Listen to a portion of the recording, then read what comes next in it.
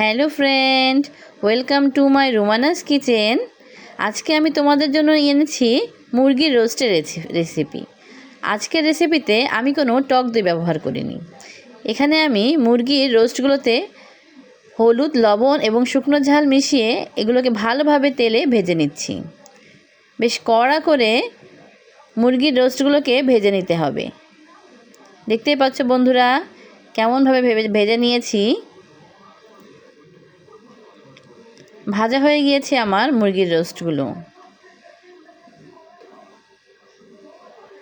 এবার আমি কড়াইতে তেল গরম করে কিছু পেঁয়াজ কুচি দিয়ে দিচ্ছি।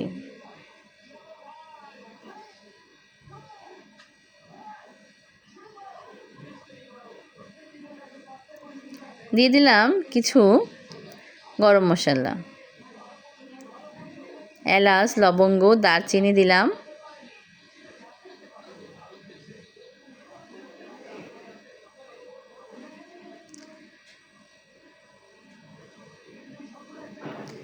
দেখতে পাচ্ছ এটা ভালো করে ভেজে নিচ্ছি।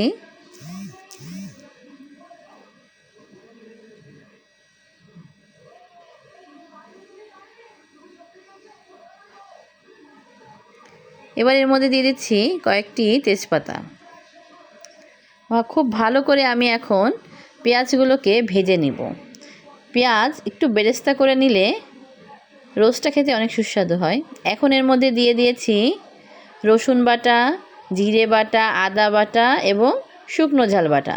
এখানে আমি মাত্র 5টা শুকনো ঝাল ব্যবহার করেছি, কারণ রোস্টে বেশি ঝাল হতে হয় না। দিয়ে দিচ্ছি হলুদ, পরিমাণ মতো লবণ দিয়ে দিলাম। আর বাকি যে পেঁয়াজগুলো ছিল এখন আমি সেই পেঁয়াজগুলো এর মধ্যে দিয়ে দেব। খুব ভালো করে মশলাটাকে কষিয়ে নিতে হবে।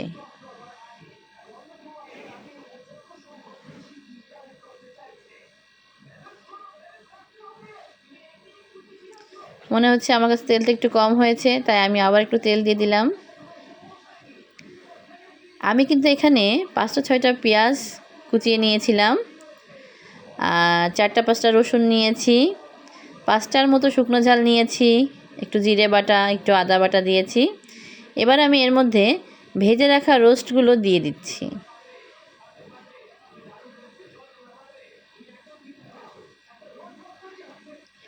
এখানে মাত্র 10 পিস রোস্ট ছিল। দেখতে পাচ্ছ কত সুন্দর কষানো হয়েছে। এভাবে কষানো হয়ে গেলে এবার আমি দিয়ে দেব এর মধ্যে পানি।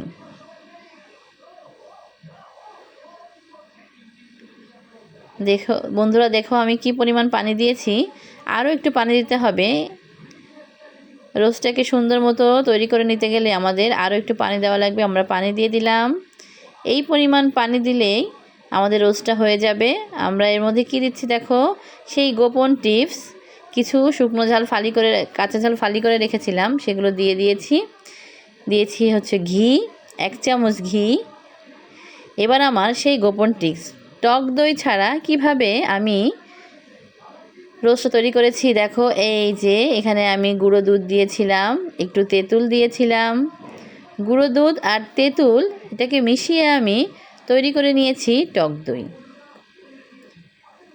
ঘরে যদি টক দই না থাকে এভাবেই আমরা টক দই তৈরি করে দিতে পারি। আমি এখন দিচ্ছি 3 চামচ চিনি।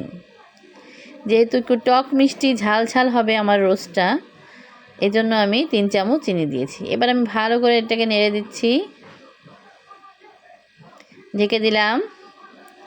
কিছু সময় পরে এসে দেখো এই যে কত সুন্দর আমার রোস্টটা হয়ে যাচ্ছে। আমার রোস্টে ঝোল থাকবে না, যখন তেল তেল উঠে যাবে তখনই আমার রোস্ট শেষ হবে, রান্না শেষ হবে। এই যে দেখো এই পর্যায়ে এসে আমি এটাকে নামিয়ে নেব।